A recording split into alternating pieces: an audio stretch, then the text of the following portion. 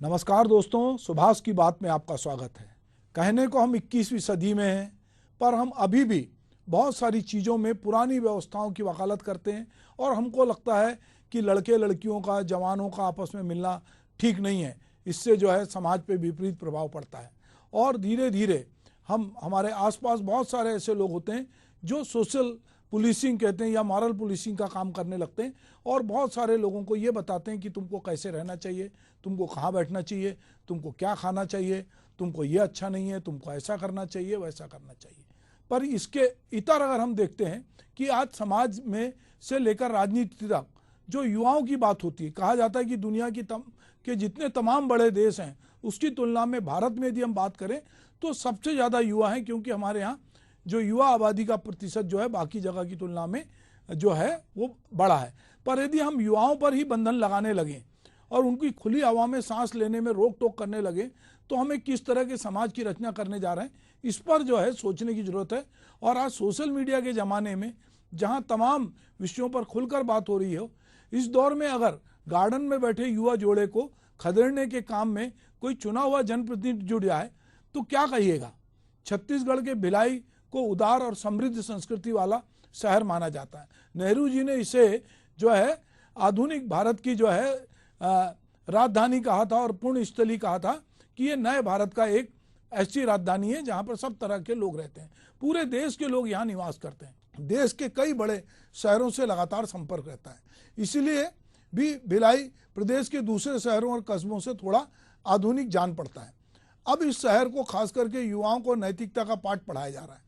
तो वो पाठशाला के हेड मास्टर हैं नवनिर्वाचित विधायक रिकेश सेन, जो चुनाव जीतने के बाद बेहद सक्रिय नजर आते हैं।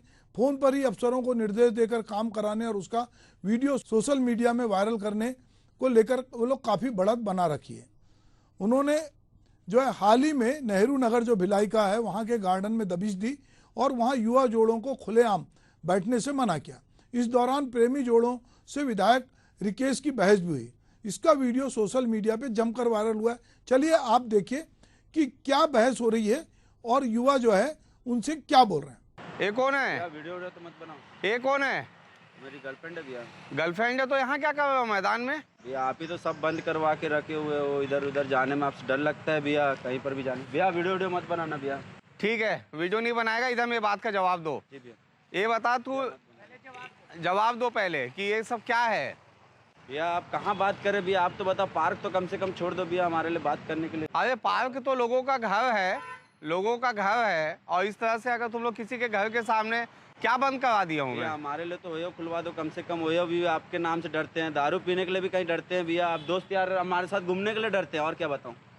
अरे तो भैया गलत काम करोगे, शहर में गलत काम करोगे तो गलत तो होगा। गलत हम करते ही नहीं है भैया।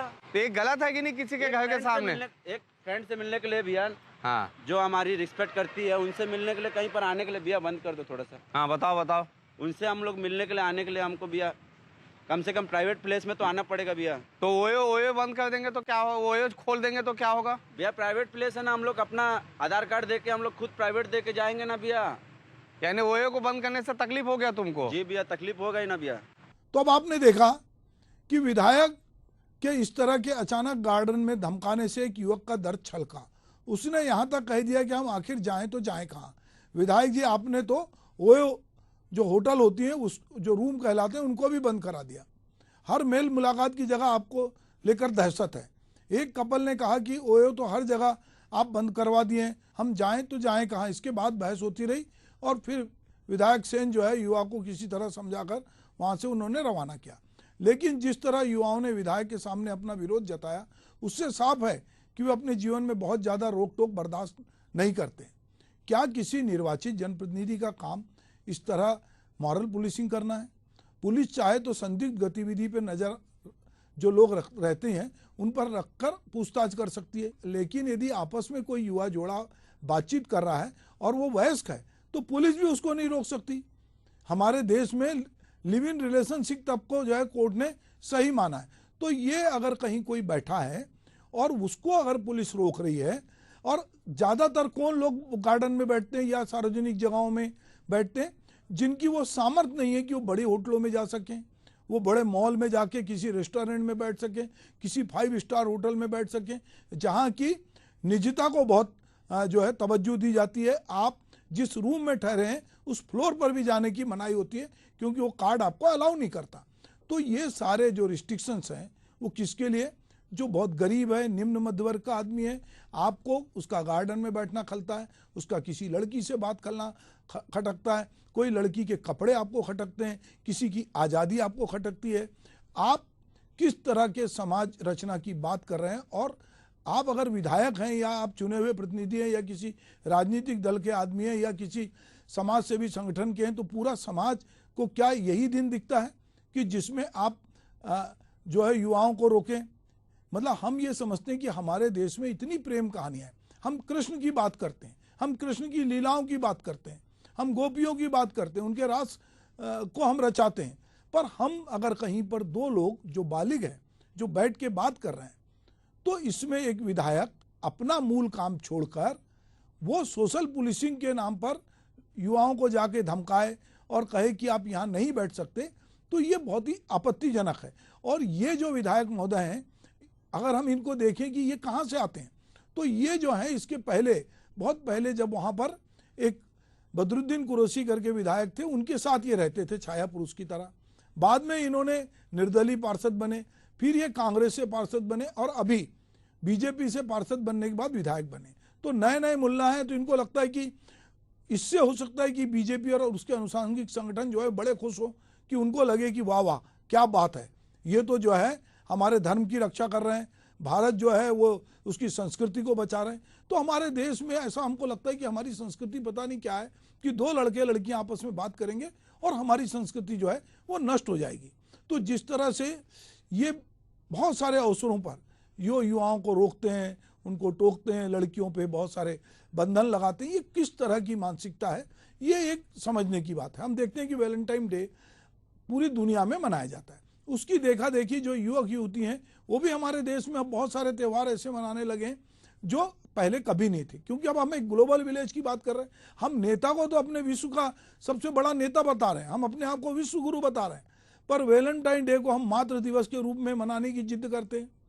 जिस तरह फासिस्ट ताकतें हिटलर को खुश करने के लिए कुछ भी करने को तैयार थी, उसी तरह कुछ लोग ये आचरण कर रहे हैं। उनको लगता है कि उनके ऊपर के बैठे आका या जो उनका संगठन है वो इससे खुश होगा, पर क्या वो संगठन के लोग भी इस तरह का सोचते हैं? तो ये युवाओं की जो समस्याएं हैं उस पर बातचीत करना जरूरी है कि यूथ जो है वो कहाँ जाए। आजकल युवक युवती साथ में पढ़ाई करते हैं, साथ में एक लड़की बाहर से आती है, उसको कोई सहयोगी चाहिए, वो किसी के साथ आती जाती है, अकेले रहते हैं, रूम शेयर करते हैं। बहुत तरह का समाज बदला है, पर उनको संदिग्ध नजरों से देखा जाए तो क्या हम 21वीं सदी में जी रहे हैं, इस पर सवाल उठता है। बड़े शहरों में इस ज़्यादा तवज्जो नहीं दी जाती, समय की रफ्तार भी इतनी तेज है कि लोगों के पास किसी के लिए वक्त नहीं होता, लेकिन छोटे और मंझोले शहर में अभी भी समाज की ठेकेदारी करने का पूरा वक्त मिलता है। एक तरफ हम युवाओं को देश का भविष्य बताते हैं, राजनीति में युवा भागीदार की बात करते हैं, दूसरी तरफ हम युवा मन को पढ़ने में बिल्कुल भी नाकाम होते हैं। इसी के चलते युवा का भरोसा टूटता है और वो सोचने लगता है और उसे समझने में कैसी चूक हो रही है, उसके चलते कई बार वो उसका आत्मविश्वास डुबा जाता है। हालांकि भिलाई के युवाओं ने विधायक महोदय के सामने बेबाकी से अपनी बात रखी और पूछा कि हम जाएं तो जाएं कहाँ। देश की 58.3% जो आबादी है वो 29 वर्ष या उससे कम की है, लेकिन जो है MOSPI की रिपोर्ट में बताया गया है कि 2021 से 2030 का दशक देश की जनसंख्या के लिए संभावित रूप से एक नया मोड़ लेकर आ सकता है। अगले 15 वर्षों में भारत के युवाओं की आबादी 10% अंकों की कमी आ सकती है। ऐसे में दुनिया में हमारा युवा आबादी वाला स्टेटस अगले कुछ वर्ष में कम होने लगेगा। ऐसे में जनप्रतिनिधियों के साथ ही समाज के तमाम प्रबुद्ध वर्ग को युवा मन को समझना होगा। हम अपने देश, अपनी संस्कृति, अपने संस्कारों का न सिर्फ सम्मान करते हैं बल्कि हमें उस पर गर्व है। हम ही क्यों, सभी देशवासी अपने देश से प्यार करते हैं, लेकिन जब उनकी देशभक्ति को परखने की अजीबोगरीब पैमाने कुछ अनजान लोग तय करते हैं तब कोफ्त होती है। जब ये पैमाने किसी की निजी जिंदगी में हस्तक्षेप करने लगे। मॉरल पुलिसिंग आज भी सवालों के घेरे में है और भारत में इसकी आड़ में खूब गुंडागर्दी होती है। और राजनीति में भी 90 के दशक में जम्मू कश्मीर में एक ग्रुप था जो महिलाओं को जबरदस्ती चेहरा ढकने का आदेश देता था। साथ ही यह धमकी भी देता है कि यदि इसे नहीं किया गया तो उन पर एसिड अटैक किया जाएगा।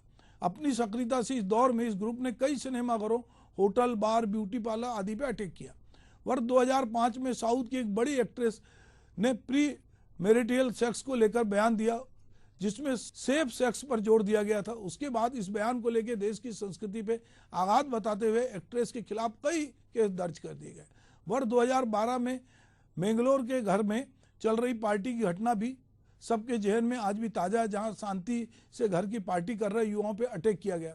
इसमें 5 लड़कियां भी थी जिनके चेहरे पे कालिक पोत दी गई थी। इस तरह से अक्सर आज भी किसी पब पर या किसी गार्डन में समय बिताने आए कपल्स या युवाओं पर मॉरल पुलिसिंग के नाम पर हमले होते हैं। मॉरल पुलिसिंग करने के मामले में आजकल मीडिया की भूमिका भी बहुत सराहनीय नहीं है। एक रीजनल चैनल ने कुछ साल पहले गार्डन और सार्वजनिक जगहों पर लड़कियों के शॉर्ट कपड़े को नैतिक पतन का संकेत बताया था। दरअसल हमारा समाज बहुत जल्दी बदलाव को स्वीकार नहीं करता। इसके अलावा हमारी धारणा यह भी है कि हमारी परंपराओं से हटकर अन्य परंपराओं संस्कार के विरुद्ध है। पश्चिमी संस्कृति से जुड़ी हर चीज, हर बात गलत है। इससे हमारे समाज और संस्कृति को नुकसान पहुंच सकता है।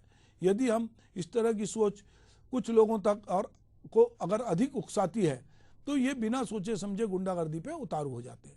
तो हम एक तरफ तो चाहते हैं कि हमारा युवा, जो कि हमारे देश का सबसे इंटेलिजेंट युवा है, वो विदेशों में जाता है, बड़े बड़े पैकेज में जाता है और माता पिता से लेके पूरा समाज खुश होता है कि ये विदेशों में गया है और डॉलर में और पाउंड में पैसे कमा रहा है।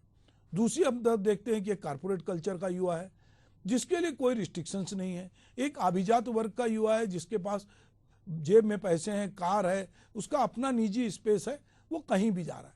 पर एक वो युवा जो कि जद्दोजहद कर रहा है, जो कोचिंग क्लास में पढ़ रहा है, जो कॉलेज में पढ़ रहा है या नौकरी करके कहीं आ रहा है, उसके घर में उसको अगर प्रधानमंत्री आवास से एक कमरे वाला मकान भी मिल गया तो उसके पास घर में दूसरा कमरा नहीं है, वो कहाँ जाए? तो वो जाता है बगीचे में, वो जाता है थोड़ी सार्वजनिक जगहों में, वहाँ बैठता है, वहाँ बातचीत करता है और सुकून के 2 पल बिताना चाहता है। अब विधायक महोदय को चिंता तो ये करनी चाहिए कि सबको मकान मिले, जो भिलाई में जो बहुत सारी गुंडागर्दी हो रही है सड़क सड़क पे वो कम हो, भिलाई में जिस तरह की चीज़ें चल रही उस पर बातचीत करें, विधानसभा में सवाल उठाएं, भिलाई के विकास की बात करें। ये सब छोड़कर यदि वो बगीचे में घूमते हैं और उनको लगता है कि हम युवक युवती को रोक कर इस देश में बड़ा काम कर रहे हैं, तो ये समझना चाहिए कि वो कुछ लोगों को खुश कर रहे हैं। और आने वाले समय में अगर युवाओं ने तय कर लिया तो ये जो विधायक महोदय जो पार्षद की सीढ़ी से ऊपर चढ़ के विधायक बने, यही युवा उनको बताएंगे कि ये नहीं चलेगा, क्योंकि समय बदल रहा है। और विधायक महोदय, आपको किसी ने सोशल पुलिसिंग का अधिकार नहीं दिया, आप अपना काम करें और युवाओं को अपने ढंग से जीने दें। हाँ, कोई आदमी यदि कानून से परे सार्वजनिक स्तर पर यदि उस तरह का अमर्यादित आचरण करता है जो कि नियम के खिलाफ है, तो उसके लिए पुलिस है, पुलिस ये काम देखेगी, जगह जगह कैमरे लगे वो देखेंगे। पर आप कोई लोग बैठे हुए हैं और बात कर रहे हैं और आप जाकर उनसे बात करेंगे, आप ओयो होटल बंद कराएंगे तो आप 5 स्टार होटल भी बंद कराइए, आप बहुत सारी उन जगहों को बंद कराइए जो बंद हो सकती हैं। तो वो सब नहीं करेंगे, पर जहाँ पे आपका जोर चलता है, यहाँ आपको लगता है कि इससे हमारी संस्कृति बचेगी, हमारा धर्म बचेगा, हमारी जाति बचेगी, तो आप उस काम में लगें। कतई ये काम ना करें। हम आपको यही समझाइश देंगे कि जमाना बदल रहा है, जमाने के साथ अपनी सोच बदलें, आधुनिक सोच रखें। और जो लोग मिलजुल रहे हैं आपस में, जहाँ पर ना है और वहाँ कोई बदतमीजी करता है तो उसको सजा होनी चाहिए। जहाँ कोई स्त्री पे उंगली उठाता है वहाँ सजा होनी चाहिए। कोई स्त्री के साथ बलात्कार करता है उसके खिलाफ आप जुलूस निकालिए। पर यदि 2 लोग मोहब्बत से मिल रहे हैं, बैठे हैं और आप उनका जुलूस निकालने पे आमादा हैं, तो निश्चित रूप से किसी दिन आपका भी जुलूस निकल सकता है। नमस्कार।